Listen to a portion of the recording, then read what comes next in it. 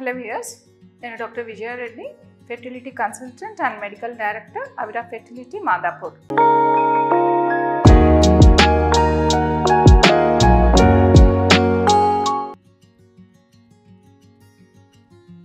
ఇవాళ మనము సర్క్లాజ్ అంటే సర్వైకల్ స్టిచ్ అంటారనమాట. అంటే మనము గర్భాశయ ముఖద్వారాన్ని టాకాలు వేసి దాన్ని ఎర్లీ పెయిన్స్ రాకుండా, పెయిన్స్ వచ్చినా కూడా మెంబ్రెన్స్ బల్జ్ అయ్యి అబార్ట్ అవ్వకుండా తీసుకునేటువంటి ముందు జాగ్రత్త చర్యని సర్క్లాజ్ అంటాం.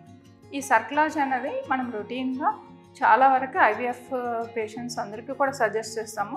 ఎందుకంటే అది ఒక ముందు జాగ్రత్తగా తీసుకునే ఒక ప్రొసీజర్ అనమాట.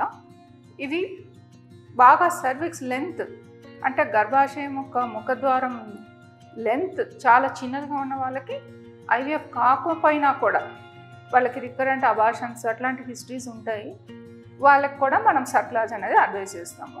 ఈ సర్క్లాజ్ అనే దాని గురించి ఆందోళన చెందాల్సిన అవసరం లేదు. ఇది day care procedure. Patient morning వస్తే ఒక 15 minutesలో ప్రొసీజర్ అయిపోతుంది, ఈవినింగ్కి డిశ్చార్జ్ అయిపోతుంది.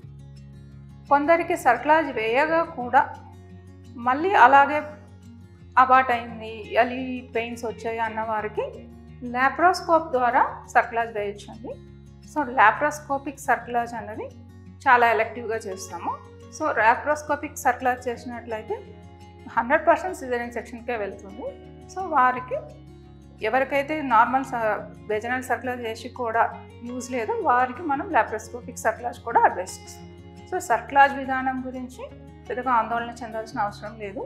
ఇది ఒక కామన్ ప్రొసీజర్ అండ్ ఎలెక్టివ్గా ప్రివెంటివ్గా చేసేటువంటి ప్రొసీజర్ అన్నమాట. Thank you.